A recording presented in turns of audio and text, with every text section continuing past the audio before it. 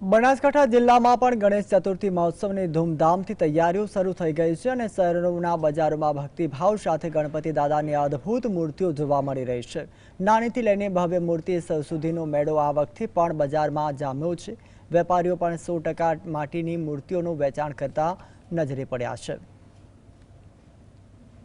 બનાસકાંઠા જિલ્લાના મુખ્યાલય પાલનપુરમાં ગણેશ ચતુર્થી પર્વને લઈને ગણપતિ દાદાની મૂર્તિઓનો મેળો જામ્યો છે। દર સાલની જેમ આ વર્ષે પણ ભક્તો ઘરમાં તથા પંડાલોમાં સ્થાપના કરવા માટે પૂર્વ તૈયારીના ભાગરૂપે એડવાન્સમાં મૂર્તિઓ બુક કરી રહ્યા છે। ગત વર્ષની તુલનામાં આ વર્ષે પણ મૂર્તિઓના ભાવમાં 10 થી 20% સુધીનો વધારો જોવા મળ્યો છે। નાનીથી લઈને મોટી મૂર્તિઓ પણ ઉપલબ્ધ છે, જેમાં 100 રૂપિયાથી લઈને 40,000 રૂપિયા સુધીની મૂર્તિઓ ભક્તોની પસંદગી માટે રાખવામાં આવી છે। ભગવાનની મૂર્તિની ખરીદી કરવા પહોંચેલા ભક્તો પણ કહી રહ્યા છે કે લોકોએ માટીની મૂર્તિની ખરીદી કરવી જોઈએ, જે સાચા અર્થમાં પર્યાવરણ જાળવણીનો સંદેશ આપ્યા સમાન છે।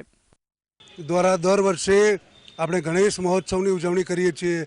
તેમાં દરેક વર્ષે માટીના ગણપતિ લાવીએ છીએ અને માટીના ગણપતિથી નદી તળાવોને નુકસાન થતું નથી, પર્યાવરણની જાળવણી થાય છે।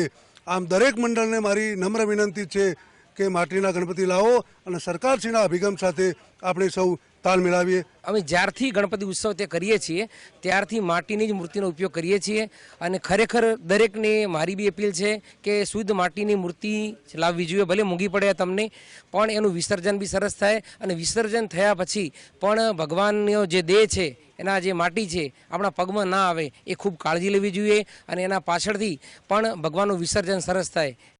મૂર્તિ વેચનાર વેપારી પણ જણાવે છે કે આ વર્ષે પ્લાસ્ટર ઓફ પેરિસની મૂર્તિઓ કરતા માટીની મૂર્તિઓ માટે લોકોમાં વધુ ક્રેઝ જોવા મળ્યો છે।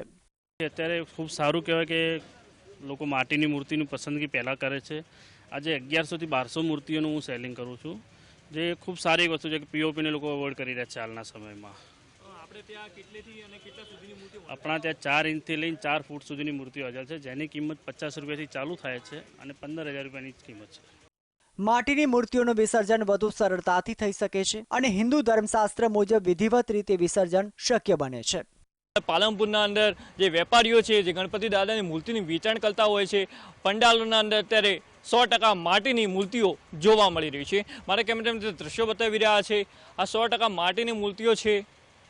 પ્લાસ્ટર ઓફ પેરિસ જે અગાઉના સમયના અંદર લોકો ખરીદતા હતા, જો કે હવે લોકોમાં પણ જાગૃતતા આવી છે।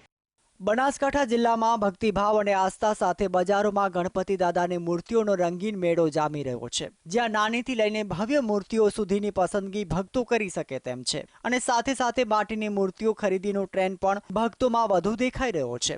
ધ્રુવ પરમાર, GSTV, બનાસકાંઠા।